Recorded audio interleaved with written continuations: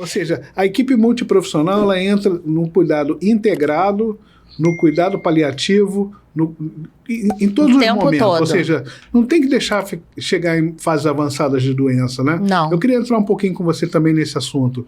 Onde entra o cuidado paliativo? Qual é a diferença de medicina integrativa, cuidado paliativo? Aonde faz a diferença para a nossa turma? Tá, só fechando essa questão da multi, tanto ela é importante que hoje em dia, por exemplo, a fisioterapia, ela entra antes até de cirurgia. Ela faz uma pré-habilitação para o paciente se recuperar bem e a nutricionista também. Então, a equipe entra até antes, né? Então, isso é importante. Os cuidados paliativos, né? Sempre que a gente tem uma doença ameaçadora de vida, a gente tem indicação de cuidados paliativos. E isso não é só para oncologia. Então, por exemplo, né, a paciente que tem alguma doença cardiovascular, cardíaca, né, avançada ou grave, a gente já tem indicação. Idosos, por exemplo, que tem alguma doença, né, mental, né, um Alzheimer, nem tão avançado assim, já é importante ter os cuidados paliativos. Os cuidados paliativos eu fiz medicina integrativa eu fiz primeiro medicina integrativa, depois cuidados paliativos. Pensando nesse tripé, sabe? Eu acho que não fiz cuidados paliativos pensando em atender como paliativista. Eu fiz entendendo que minha consulta de oncologia ia ser melhor se eu trabalhasse melhor a comunicação e acolhesse melhor os sintomas desse paciente, porque para não ficar segmentado, né? O paciente vai para o paliativista e aí desconecta um pouco do oncologista. Se sente meio abandonado. Não é, né? Isso. Então, assim... E cuidado paliativo não é final de vida. Não é. Hoje, principalmente hoje, né? A gente tem pacientes aí, por exemplo, com câncer de mama, que vivem 10 anos, 15 anos com câncer de mama já avançado, com metástase, sem sintomas, com qualidade de vida, trabalhando. Isso já não é mais raro. Então, a gente tem um diagnóstico de doença ameaçadora, a gente já tem um paliativista sendo comunicado, entendendo que cuidados paliativos também é uma equipe, né? Multi pode ser a mesma nossa, né? O mesmo nutricionista, a mesma físio, mas essas equipes elas têm que conversar para a gente cuidar bem desse paciente.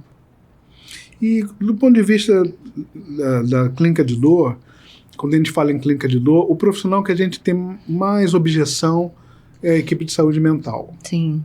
Ali tem sempre não estou dizendo que a minha dor é invenção da minha cabeça, o senhor está achando que eu não sinto dor, e é sempre delicado essa situação. É muito mais fácil ir para alguém que trabalha de nutrição, fisioterapia, o físico, o corpo, do que trabalhar a mente. Sim. Existe uma objeção natural.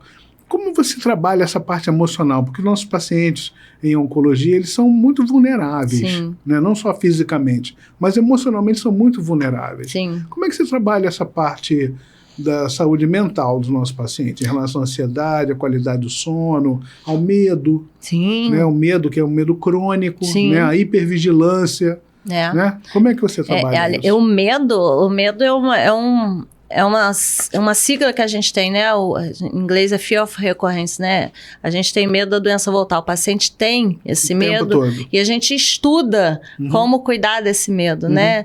Então, voltando para a sua pergunta, também é um pilar da integrativa, né? A gente tem como pilares, a gente não falou isso, é interessante falar, né? Os pilares físicos são a questão da atividade física, do sono, pilares psicológicos, né? Tem a questão da ansiedade, de ter um propósito, de como o paciente vive em sociedade, com a família, ter o apoio de alguém, ter objetivos, né? Isso tudo entra nesse contexto.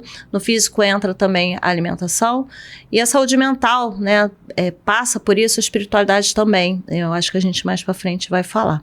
Então, eu sempre abro a roda da saúde, a gente tem uma roda da saúde da integrativa, mostrando esses pilares, né? Tem até um círculo que a gente usa com cada um desses pilares e o paciente vai cobrindo os quadradinhos e ele faz uma roda e ele olha como é que está a saúde dele como um todo, ele dá nota para a saúde mental. E aí quando a gente mostra para o paciente que a ansiedade, né, que se você perguntar para as pessoas se elas estão ansiosas, todo mundo fala que tá, né? Você fica muito tempo pensando no problema a ponto de parar e te atrapalhar o sono, né? Isso acontece o tempo todo. A gente já está mostrando que isso é uma questão psicológica que está interferindo no cansaço e no sono, né? Então, a gente trazer exemplos, né? Mostrar a roda, isso eu faço muito. Eu mostro muito a roda da saúde. Eu trago muita questão de que a gente vive no Brasil, todos nós somos ansiosos, a gente liga a televisão, a gente vai ficar mais ansioso, que a gente mora no Rio de Janeiro, vai piorando, né? Tá aumentando. Tá aumentando. E é um paciente oncológico com uma doença que tem vários estigmas, com um tratamento que tem mais estigma ainda, né? E aí eu falo, se você não tá ansioso, eu vou achar que tem uma coisa esquisita, né? Porque não tem como a gente tá aqui e não tá minimamente ansioso. E mostro, né, que um pouco dessa conversa que eu tenho, parte é o que o psicólogo fará, né? Não é raro o paciente sair emocionado, querer abraçar a gente, né? Rir, né? As pessoas acham esquisito lá de fora que o paciente sai rindo da consulta, né? E isso é um apoio psicológico que a gente dá, né? Até porque a gente estudou como fazer isso, né? E que maravilha poder ter esse apoio uma vez por semana, como se fosse um ralo onde a gente conseguisse escoar parte da angústia que está no coração. Então, acho que vai muito da nossa abordagem, né? Trazer esses aspectos, a gente planta aquela sementinha, na outra consulta a gente volta nela e aos poucos as coisas vão caminhando.